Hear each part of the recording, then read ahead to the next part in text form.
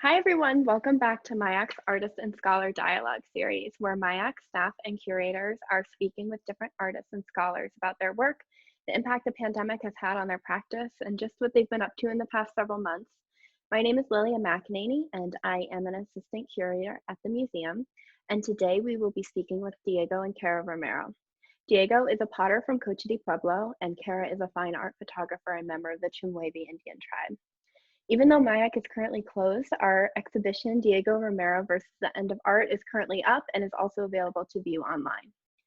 The End of Art is the largest ever assemblage of Diego's work and also includes fabulous works by his brother, son, father, grandmother, and wife, Cara. She won the Heard Museum Guild Indian Fair's first place prize in photography in both 2019 and 2020, and the Santa Fe Indian Market's first place prize in photography in 2019. Her work is in the collection of the Autry Museum of the American West, the Heard Museum, LACMA, MIAC, and several others.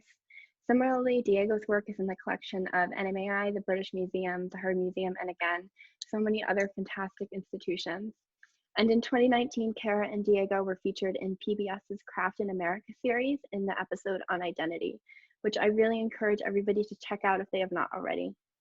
And finally, Diego, along with his brother Mateo, were MIAC's 2019 Native Treasures Living Treasures, which we celebrated by organizing their joint exhibition, The Brothers Chongo, a tragic comedy in two parts, which closed just before the coronavirus pandemic hit us. But before we start chatting with Diego and Cara, I'd like to briefly acknowledge the place where this conversation is happening, even though we are in a virtual space, in Ogapoge, within the Tewa world. As a non-native person living in so-called Santa Fe, I am a guest in the ancestral homelands of the Pueblo people, and I wish to acknowledge all of the native folks, past, present, and future, who walk on these lands. So Cara and Diego, thank you for joining us. I'm so excited to have you here with us today. So to get started, and for viewers who may be new to you and to your work, why don't we start with brief introductions, maybe who you are, where you're from, and what you do. And then after introductions, we can start chatting more about your individual artistic trajectories. So Cara, why don't we start with you? Sure. Hi, Lilia. It's so great to be here with you. And it's fun to be here with you virtually. We've been friends for a long time now. And my name is Cara Romero, and I'm an enrolled citizen of the Chemeuevei Indian Tribe. I was born to interracial parents in the 70s in Inglewood, California, the Los Angeles area. And then in 1979, my whole family relocated back to the Chemehuevi Valley Indian Reservation. My parents split when I was pretty young, and so my early life experience was going back and forth between the metropolitan of Houston, Texas, and the rural reservation in Mojave Desert, California. And I believe that those experiences kind of inform the artwork that I make today. It very much lives in both worlds of modern native identity and pop/mainstream culture. I went to school at the University of Houston, also at the Institute of American Indian Arts, as well as Oklahoma State University, studying everything from cultural anthropology to fine art, film, and digital and photography technology. And that all lends itself to the work that I make today. Hello, thank you, Lilia, for having us. I guess I too am biracial, born of a Pueblo Indian father and Anglo mother, born in Berkeley, raised in Berkeley.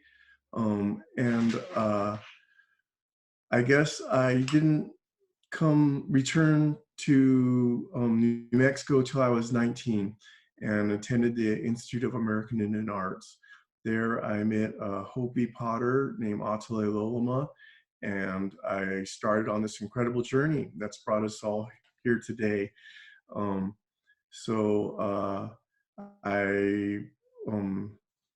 I don't know what else to say other than I'm honored to be here, and I think that says most of it right there. That's great. So Diego, you just mentioned Atelier Lomona, so I thought that that would be a good maybe place to start talking about your artistic journey and kind of how you got to where you are. I know you've had some incredible mentorship. leading up to where you are now? Yeah, well, I had wanted to draw comic books, and I left Berkeley at 19, and I really didn't have very many options. So I showed up in Santa Fe because I had family here. My father's family, as we mentioned, was from Cochiti, so I had a pretty vast array of uncles and aunts out here and cousins. And I remember I showed up here at 19 and I was working at McDonald's, and a friend of mine who was also American Indian mentioned that he was going to IAIA and that it wasn't a bad deal, that they fed you 3 times a day and they gave you free room and board, and really all you had to do was make good grades and go here full time. So I was sold, and I showed up at the Institute of American Arts on registration day, and there was a gentleman named Charles King who took me by the hand and walked me through the process, and put me in a room with Tony Abeda, of all people. I said, I think you're going to do well with this guy as your roommate. And I remember I was 1 class shy of 12 credits, and he gave me an option between jewelry and pottery. I had never really been exposed to pottery before, and it must have been in the cards, fate, however you want to determine it. But I took this class called Traditional Pottery with a Hopi lady called Autry Museum, and we just clicked, her and I, and she became instantly like the grandmother that I had never had. I was never really close to my own biological grandmother. There was a big age difference and language separation, and but Lolama really stepped in and became the grandmother and really believed in me.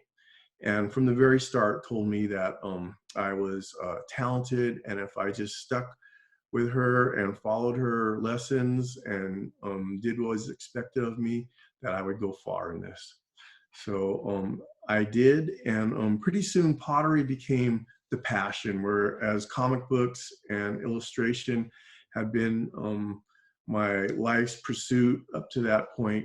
Now, all of a sudden at 19, it became traditional pottery, and I was just obsessed and with Pueblo Indian pottery, and consumed with this desire to learn as much as I could, and how to dig clay and fire outside, and study all the great masters. I remember one time I was in a contemporary show and I saw a pot by Jody Falwell, and my eyes were really like this incredible sheet had been lifted from my eyes, and I saw the possibilities of what could be.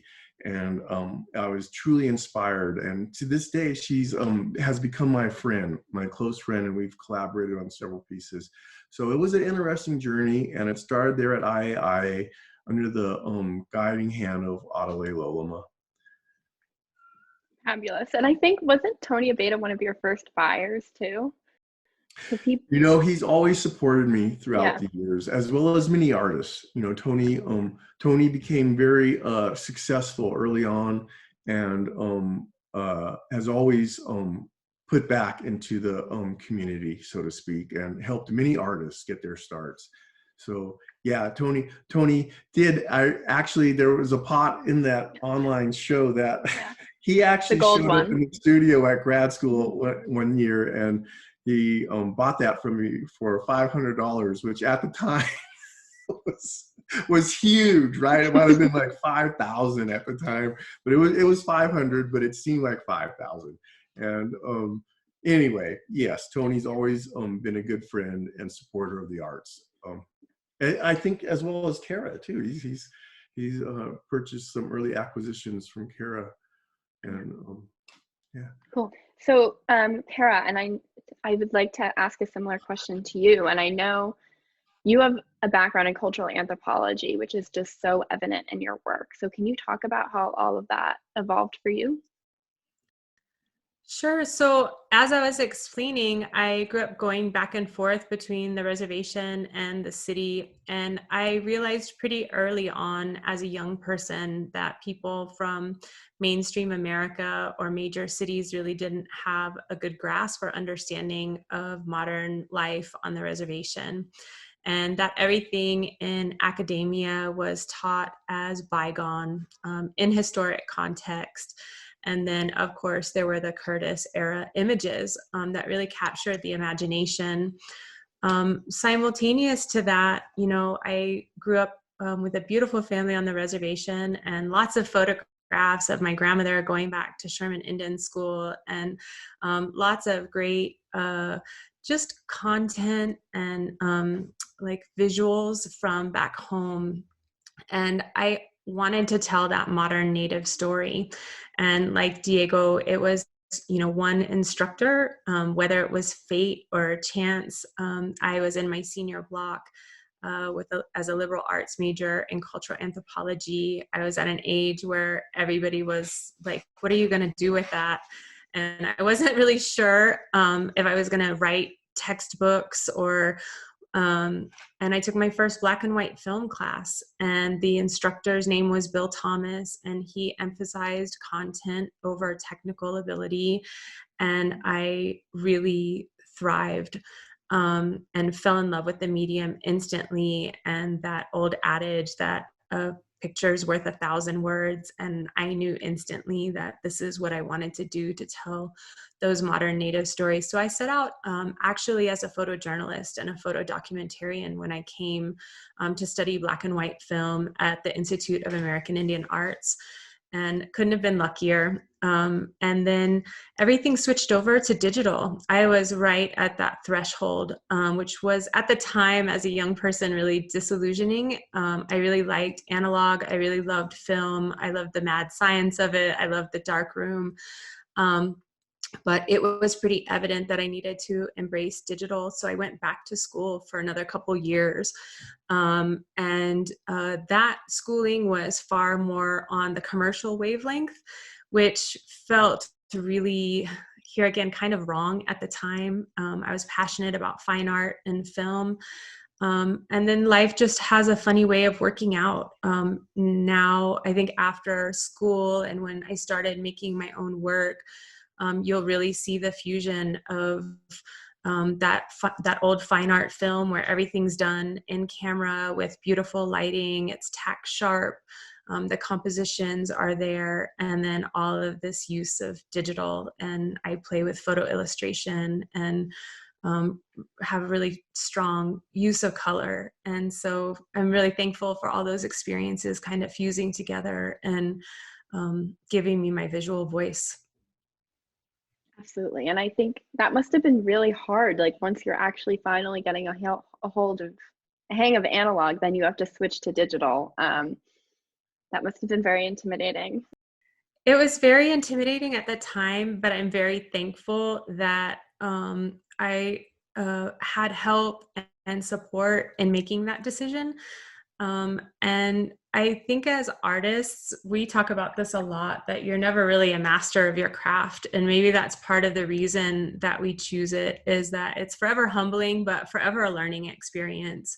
I'll go into the studio tomorrow with the specific task of experimentation and learning. Like we have 3 people that are just meeting there tomorrow to just try and figure some stuff out with lighting. And I love that about art, is the problem solving part of it. It keeps you really humbled and young. You can never say you like did it. Forever a student. That's right. Yeah. Absolutely. And you can never say that it's like done. You know, you can never check off a box being like, well, I accomplished this. It's much more of a generative process.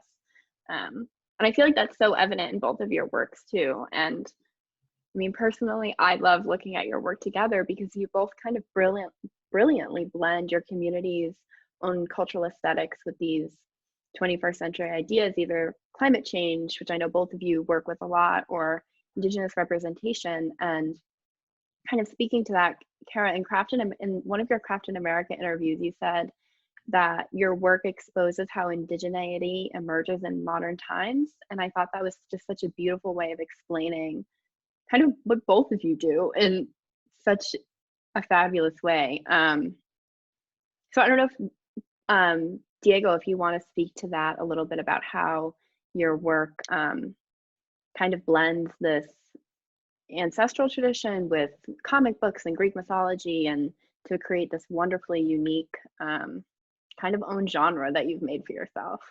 I think Cara and I are both storytellers.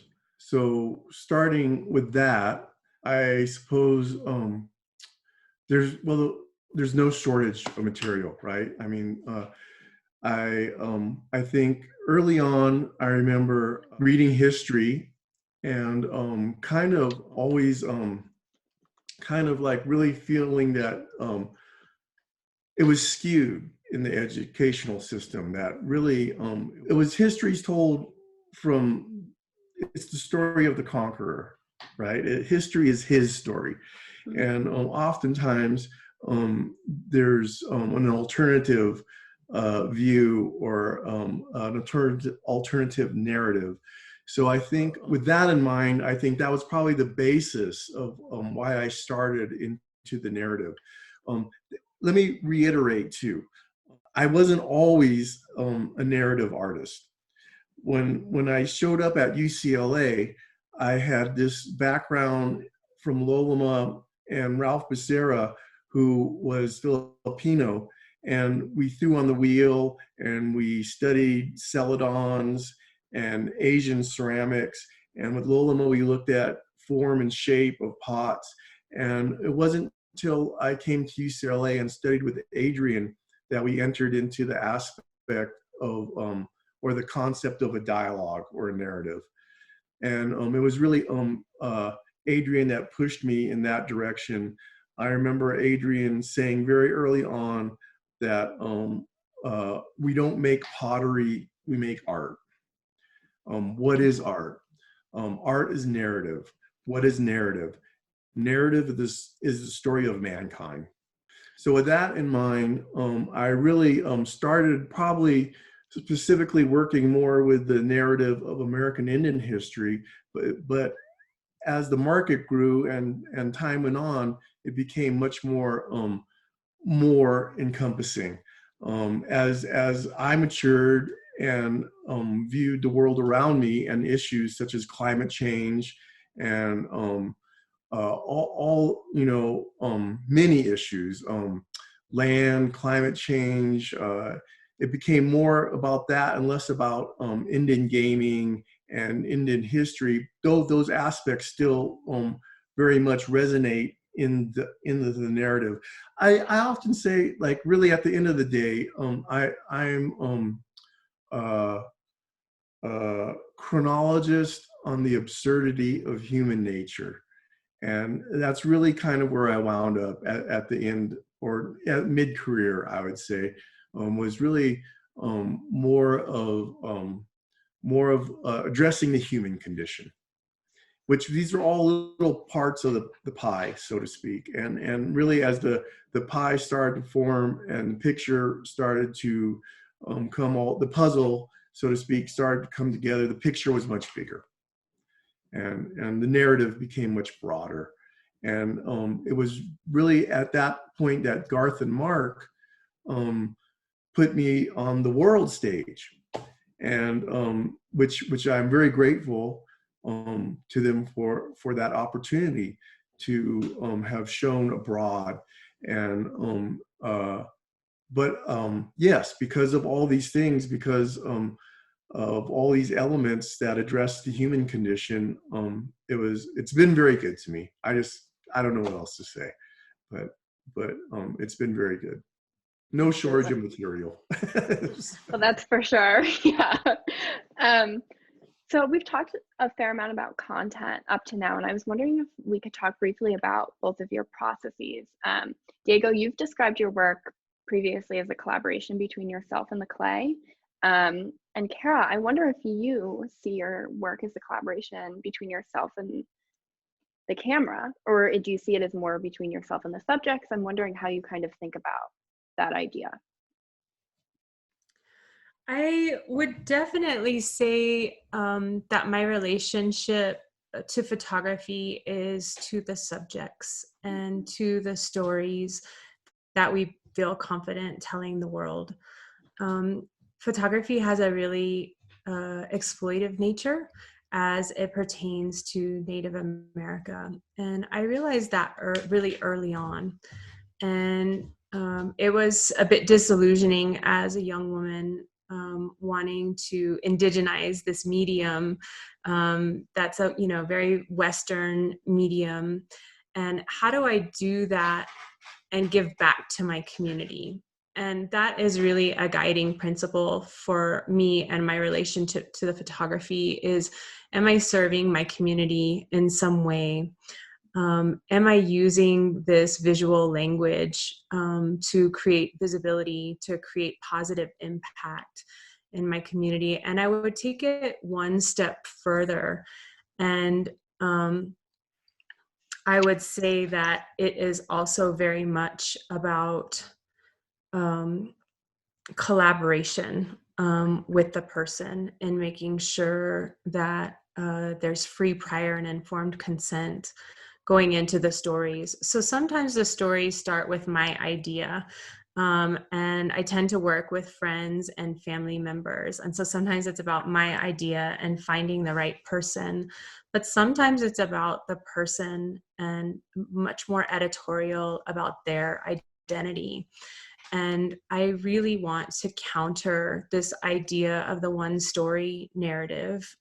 As a Native American photographer and very young, the genre was defined when I stepped into it in the late 90s. And there was a certain aesthetic to what Native American photography was. There was a box of content that people were working within, and that was very difficult to break out of. Also, it took a great amount of maturity. I don't think it was until 15 years after school that I was mature enough to start realizing that our identity needs to come through in those images and that it's not defined already. And that was like a major aha moment in and around about 2012, 2013. And it very much became that not everybody needs insight into our culture and our cultural privacy, but what do we need from photography? And so my first audience are other Native peoples. I really want my work, and I know Diego has this too, that his work is really a conversation, I think at first, within our own community, an acknowledgement of truth, of whether it's my own truth or the people that sit for me, that all of our stories are so different. And, how can we tell as many stories to counter this idea that we're monolithic as a people, that me as an artist represent all Native people. Nothing could be further from the truth. And so I think that that's really where I'm at in process, is trying to tell a lot of stories, trying to tell different stories, but mostly making sure that they're serving my community and that they're speaking to my community. Yeah, that's so interesting that you can pinpoint. Like, it seems like you can remember a very specific moment when you had that aha moment. And photography has been such a tool for colonialism and imperialism in the United States, and your work really tangibly disrupts that narrative, and it's just so fabulous. So, Diego, I was wondering if you could talk a little bit about process too. I know your actual process of making a pot is very different than Cara's work in photography, while achieving a similar goal. So can you chat a little bit about that? Well, let's see. I usually sit down and I'll make several pots all at once. And when I start a pot, I have some idea of where I'm going to go with it, but I'll let the kind of clay take me there. I kind of listen to the clay and follow the form.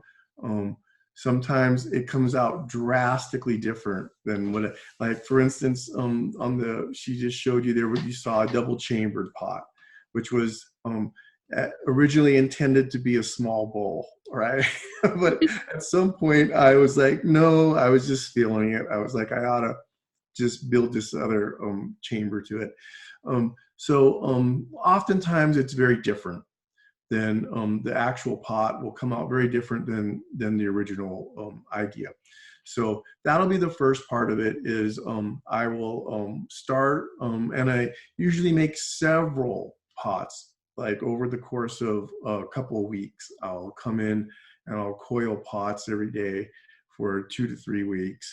And then I let them dry and I'll kind of look at them and study them and get to familiarize myself with their quirkiness or their shapes. They kind of all have their own personalities, so to speak. So the next process will be I'll have an idea, right, or an image in my head, and in the same way as the pots kind of will start with an idea, but might go someplace else.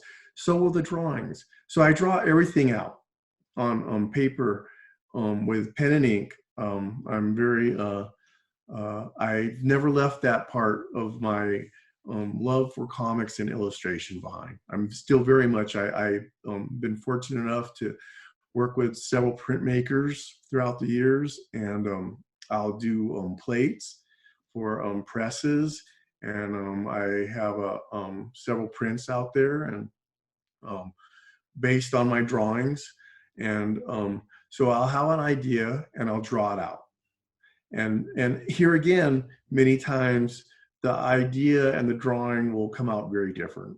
As with everything else, I'll have this idea, and maybe it'll be it could be anything. It could be something related to climate change, or something related to space-time travel, or something just quirky. It could just be a commercial that caught my eye, right? So I'll draw it out, and then I go out. I guess kind of the process of mixing and matching the drawings with the actual pots. What works on this pot, what works on that pot, and what works in a bowl. So for instance, here's one. Okay, I'll take you directly through the process. So I got a commission from the Field Museum, and they wanted something. They said, do us something environmental. So okay, that's pretty broad, right? But it actually narrowed down. So actually partway in the process, they wanted to meet like we're doing online and have a discussion. A couple months into it, well, what have you come up with? And I told them, I said, well, there was this commercial in the 60s of this guy, Iron Eyes Cody, and he was known as the Crying Indian. I said, for some reason, this commercial always stuck out in my head. He's paddling a canoe and he comes up on shore, and some tourist drives by and he throws some garbage out of the car and it lands at his feet. And the last images of this Iron Eyes Cody, and he's crying. The single tear comes out. And I was like, why don't we do Iron Eyes Cody in front of Chaco Canyon? And I was like, and they were like, very good, but one of the people on the board was like, Iron Eyes Cody isn't actually an Indian. And I was like, well, that's, for me, I was like, well, that's the irony of it. You know, I think that's what makes it the joke, the big joke. And they were like, well, I don't think it's funny. So I was like, okay, all right. Well, what do you think then? So, and someone actually on the Skype meeting said, why don't you use Deb Haaland? I heard it because I couldn't see their faces, right? It was all, but I was like, that's a very good idea. Why don't we use Deb Haaland? So then the picture became Deb Haaland became the Crying Indian in front of Chaco Canyon. And then someone said, well, you need to put the frac site in there too. She can't be crying, right? we have to have, why is she crying? And I said, well, she's crying because it's environmental, and we're going to put Chaco in there, and we're going to put Deb Halen in there, and we'll put a fracking site in there. So I'm actually going to show you this pot because I'm working on it right now. So I'm just going to give a quick look see at it. So, and this is kind of the direction where it went. Oh my gosh. This is a piece of greenware in progress. Here, This is incredible. Towards the light. There we go. Oh my gosh. So we have Deb Halen. She becomes a crying Indian. We have the fracking site, and we have the back wall of Chaco in the background. Okay, so that's very much how process works, right? Whereas I come up with an idea, and I have a pot or a bowl laying around, and by the time it's done, it's very different. That's all I'm saying. It starts at point A, but winds up at point B, something entirely different. Which is not to say it's not it finds its own voice along the way. I just really try to follow I have the idea, the concept, and with all things, with the building and the picture and the narrative, I kind of really try to follow the identity or the voice of the piece itself. And it kind of leads me there. It's a weird, it's kind of hard to describe because I mean, if you make art and do this, then it's very easy. You're like, oh, of course, that's it. Right. That's what I do. Exactly. You know, I have this idea and it comes out totally different, but I love it in the end. So the process is, I'm going to throw some like Zen, the process is no process, right? or it's like that little scene in that Bruce Lee movie where he's all, what's your style? You know, mine is the art of fighting without fighting, right? So it's mine is the art of potting without potting. It's the art of illustrating without illustrating. It's kind of like this weird thing where I just kind of follow my intuition. I have an idea, and it takes me there. I don't know really how else to describe it other than it just kind of, it's sometimes it's about like holding the space and creating the space and having the idea and really just like dedicating your whole like self and your mind and your artistic craft to this idea and holding on to that. Maybe it's a good idea, right? That's sort of like, because sometimes the ideas are like, I don't know if people are going to like that or not, you know. There's a fair amount of drawings that never make it to the cutting, that never get past the chopping board, so to speak. There's which would actually be interesting. You just have a show sometime of stuff that just never was shelf stuff, right? Stuff that never really just made it out of the pile. Let's do it. I'm on it. The B hits, right? The B-sides and rarities. Totally. Yeah, exactly. Well, that piece for the Field Museum is going to be incredible. I'm very jealous of them that they're going to be getting that. And somebody needs to tell her about that when you're done.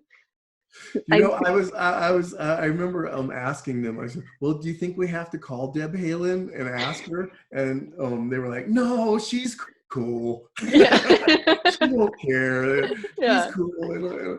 So anyway. Stunning. Oh my gosh. I'm really excited about that piece. I can't wait to see it when it's done. So switching gears a little bit, I wanted to talk about the pandemic and COVID. And obviously everybody's lives have changed completely and in every way. And so I'm wondering how this pandemic has impacted your artistic practices. Some people I've talked to are feeling more inspired. Some people are feeling less inspired. Some people are making different types of work. So I'm wondering just how are you doing with all of this? I think it's impacted Cara much more than me, as we talked about earlier. For me, I'm working my garage, and I'm kind of always kind of isolated anyway. And I don't have a studio downtown or a place to go, or or people to manage. It's kind of a solitary act, making pottery. And so it really hasn't changed that much of my process, other than my kids are at home all day long. We're at home all the time. I have to cohabitate with a bunch of people now. So that was probably the biggest change, was that prior to this, everybody left and I had the whole house and my studio to myself, and now I don't, and I don't mind that though. It's just, after I got used to it, now I don't know how I'll go back to being alone Mm-hmm. Yeah. during the day. I'll be like, it's so lonely in here now. Right. You can go hang out at your kid's school and like pot in the parking lot. Yeah.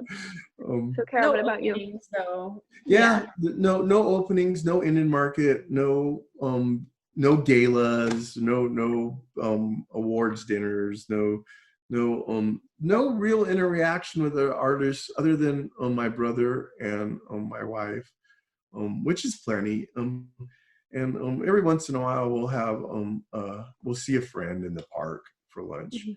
Mm-hmm. But other than that, that's probably been the biggest impact on me. Of course, there's been some of it's fed over into the narrative. I've done a couple of drawings of people in masks, and I remember very early on, I remember being in my friend's framing shop, and he was saying, well, have you done any masks piece yet, Diego?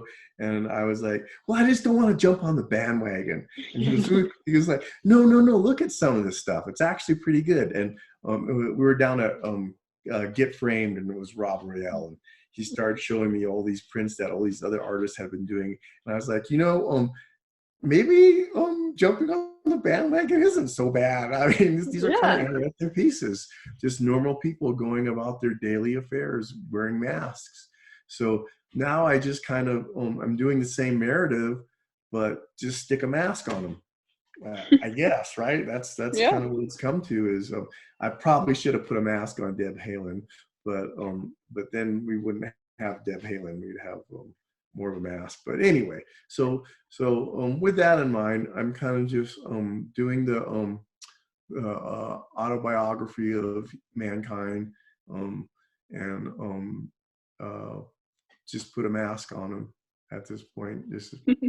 But for Cara, I think it's been more impacting. Yeah, it took some problem solving definitely at the beginning. I think at the beginning of the pandemic, everything just kind of evaporated. The shows, the productions, I plan about a year out for what I'm going to shoot and what I need to have done and what the shows are going to be. And it seemed like there was just a quiet pause for 3 or 4 months. And then I do have a studio, and I am able to isolate and not open up to the public. And I had an online platform already for sales, and then somehow found myself in the right place at the right time. I think art has been one of those sectors. I know not for everybody, but a lot of people are at home and they're beautifying their spaces and they're looking around at their walls a lot more than they were. And so people have been buying prints to put up in their homes. So that's been one good impact to the business side of things. And then I could not figure out production.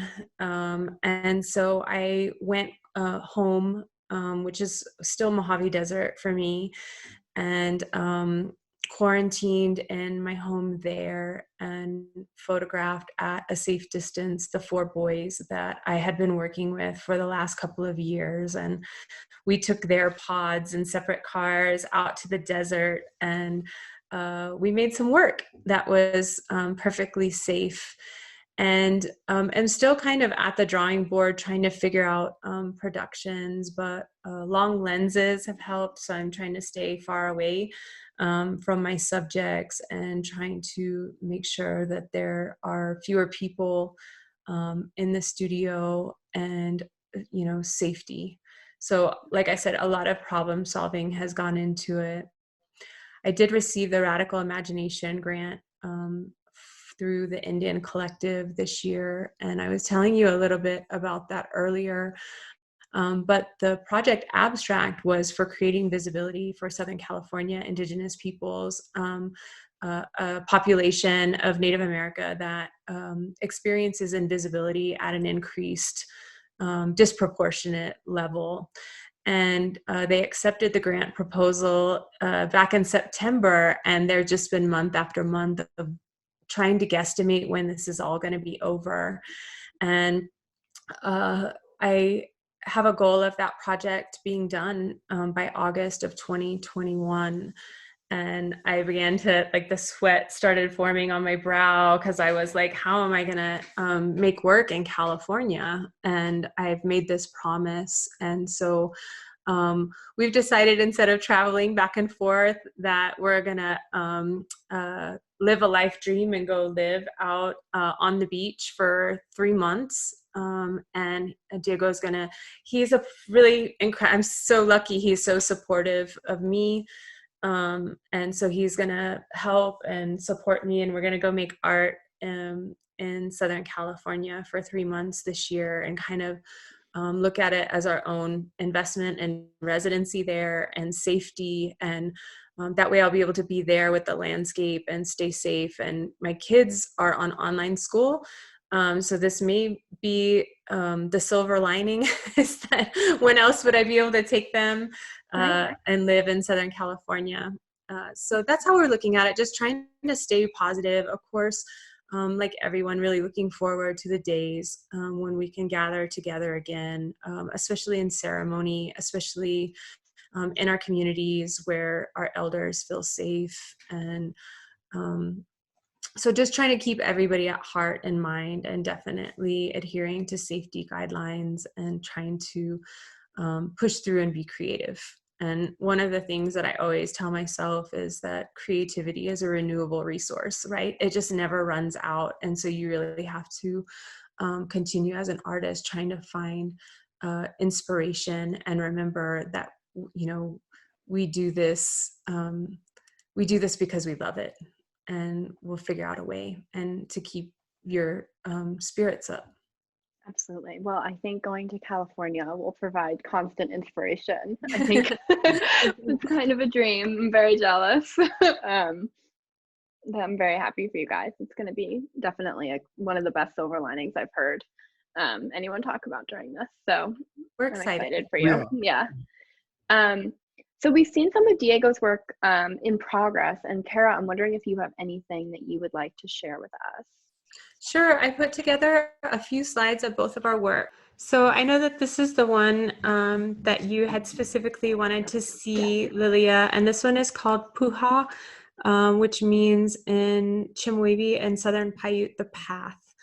And these are the 4 young boys from my reservation. So from left to right, that's Curtis and Winka and John and Kiani, and they are 2 sets of brothers, all cousins. And I started working with them on the Jackrabbit, Cottontail, and Spirits of the Desert piece. And I had this idea that I wanted our bird singers, which is a shared intertribal song and dance about the land and creation stories, and they're very social, that are shared between many of the tribes all the way from Southern California to Arizona. And these little boys are on the path to becoming young bird singers. And so that's what this piece is about. And of course, I'm far down the hillside photographing them at a distance on our reservation. So that's what this piece is completely about. Stunning. It's absolutely gorgeous. Yeah, I saw it on your website the other day and I was like, oh my gosh, I have to hear about this immediately. So thank you for sharing that. That was a selfish request. No, But not at all. Thank you. And I'm gonna, is it okay to switch over to Diego's? yeah, yeah. Okay. So this goes to, like I said, way back to the original narrative of when I was in grad school and I opened up the history book and they talked about a lot about George Washington and Abraham Lincoln, and there really wasn't much about Pueblo Indian history or the Pueblo Revolt. So Popey was the leader of the Pueblo Revolt, and basically it's probably the only indigenous uprising that was ever really successful, in the sense that the Indians won for a brief period of time. They won their freedom, and under, I guess, the leadership of Popey, who united the Pueblos in rebellion against the conquistadors and the Catholic Church, who were very oppressive at the time and were heaping many hardships on the Pueblo people, making it very hard for them to have their traditional way of life. So he stood up in the face of all this, and that's why the piece is titled "Thus Spoke Popey." I love it. It's supposed to be kind of like this old movie poster, dramatic. I see that there's this cloud formation in the back, kind of like he has the wind at his back, right? The blessings of the spirits, right? And the power of the elements behind him. And he's gonna make a stand here, and he's kind of like saying, no further. Thus spoke Popey. Halt. No, you can feel his power. It's very much tangible and very real. Great. Yeah. And I've used a kind of, the band is checkerboard, but it's kind of corn, a metaphor for corn. So I use that in reference for Pueblo people.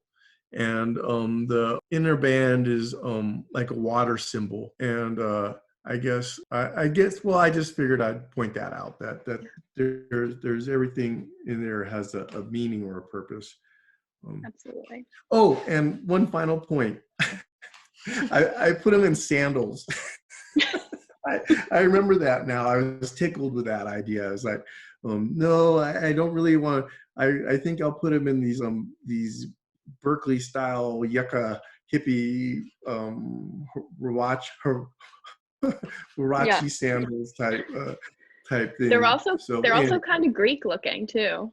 Yeah, and that's another thing. He's really got the element of the Greek musculature from the old Greek pottery, which I did borrow that directly. So it's kind of a computation of the Greek narrative, the Mimbres narrative, Pueblo pottery, Marvel comic books, pop culture, all kind of rolled up into one to portray this heroic individual, but yet elevate him to that of the superhero, right? This heroic hero, but make him that of the superhero, the great Popey, so to speak. And he is a superhero, right? Yeah. People, yes. Yeah. He's our hero. He's a superhero. And we have another one, I guess. I'm just gonna move right along. This was the most recent piece I did, and this was the Space Avant You. There's actually two sides to this pot. So he's kind of I was listening to this Neil deGrasse Tyson one night late in the studio, and he was talking about time and space and the wormhole. So on the other side of the pot, the Avant You is actually going through the wormhole, and he's coming out on the other side. And it was inspired by this flood we had a while back, and there was, in the river, there was this odd kind of wave formation, and everybody, all the Indians were like, it's the Avant You, it's the Avant You. Anyway, it's a mythical deity amongst Pueblo people. He shows up on our pottery and our quilt patterns. In this context, she's kind of traveling through time and space on this kind of space-time journey. On the other side, well, you can kind of see there's the space is modeled after one of my favorite comic book artists, Jack Kirby, who used to do this kind of effect. If you see it, you can see a little inclination of it on the corner. It's called the Kirby Crackle, and I've kind of adopted it, and I'm very fond of it. I use it in a lot of my art. His outer space technique. He was a unsung hero of Marvel Comics. He was best known for his work in the Fantastic Four, which also has a lot of space and Kirby Crackle and planets and quasars. And I always kind of felt that if you had superhuman vision like Superman and you looked into the stars, that you would see things bursting and popping and the universe kind of unfolding, so to speak. It's kind of hard because you only kind of get one side of this pot, which is always my complaint with pots, period, is that you always get one side turned to the wall or a picture of someone's favorite angle, right? Or what they deem to be the most important aspect of the pot, when really in designing a pot as opposed to a bowl, which is interesting, it's a circular narrative. So really in the pots, there's no front or back, and the narrative really kind of goes from a beginning to an end, but it also goes in a circular motion around the pot. Whereas the bowls tend to be a singular narrative of like a set image or a movie poster, as opposed to the movie itself, right? The bowls are more of the still frame, and the pots are more of the narrative and motion. That's such an interesting way to think about your work. I also remember that flood. That was 2018, wasn't it? It was like right when I first moved to Santa Fe, and I was completely in awe of what was going on, because here I was coming from Connecticut, coming to like the desert, right? And then there was this giant flood, and I remember that. So I'm very happy you memorialized that. I know. It was insane. Yeah. So I'm very happy you memorialized up, and you could really see like how all those flood stories come into the narrative of mankind, right? There's always in every culture, in every history, there's always a narrative of a flood. Okay, so Cara, can we do one more for you? So this piece is called Evolvers, and it was created for a billboard, which is the long panoramic orientation. That's where that comes from. And it was for the Desert X Biennial 2019 that took place as 25 land-based art installations in Coachella Valley. And I was chosen as their biennial photographer and billboard takeover. And the entire show is designed around artists responding to the landscape. And I was the first Indigenous person, California Indigenous person, that had ever been asked to be part of the biennial, which was only in its second cycle, and respond to the landscape. And so I definitely wanted to do that from a larger tribal perspective. And that's where I had this idea that our 4 little boys from Chemehuevi would be representative of time travelers, which we have in our oral tradition, and that they would be visiting the landscape and responding to the desert landscape. And so the whole series touches on political landscape, and this particular piece is about development of infrastructure. And while it's very playful and meant to look very much like a sci-fi poster where these kids are running away from the giant wind turbines, the bigger dialogue is really about development of big energy, always in the backyards of people of color, and specifically Indigenous people. And while people often look to the Mojave Desert specifically for renewable energy, they look at the landscape as an empty landscape when in fact it has a rich Indigenous history. And so people look at this landscape as the wash, is what we call it. And they're actually the tide pools of the desert. and their migratory paths, and they're where the tortoise burrow. And so I wanted people to be drawn into the image of this iconic wind turbines in Palm Springs, and see the indigenous time travelers there responding. You know, what would they think if they came and just saw these things in their landscape? They would probably run away. It's a very candid shot. These are they're literally 4 boys having a foot race in the wash, running away. We start them way back in the wash and say, okay, on your mark, get set, go. And we must have made them race about 40 or 50 times until we captured them just perfectly in this landscape. And that's really what the piece is about, to for people to begin thinking about all development and taking into consideration that there is rich indigenous histories in those areas. Yeah, and I think that notion of kind of having a playful image at first glance, but and then you kind of get the viewer hooked onto thinking more about the larger dialogue that you're fostering. And that's something that you also do, Diego, with your work. So thank you for sharing these 4 pieces. I think that was fabulous. So we're almost out of time. So unless there's anything else that you guys would like to chat about, I think we can wrap up. I think that's everything. Okay. All right. Sounds good. Okay. Well, thank you, Diego and Cara, and thank you everybody for watching. Thank you, Lilia. Thank you, Lilia. It's always a pleasure to share space with you. Yes, always a pleasure.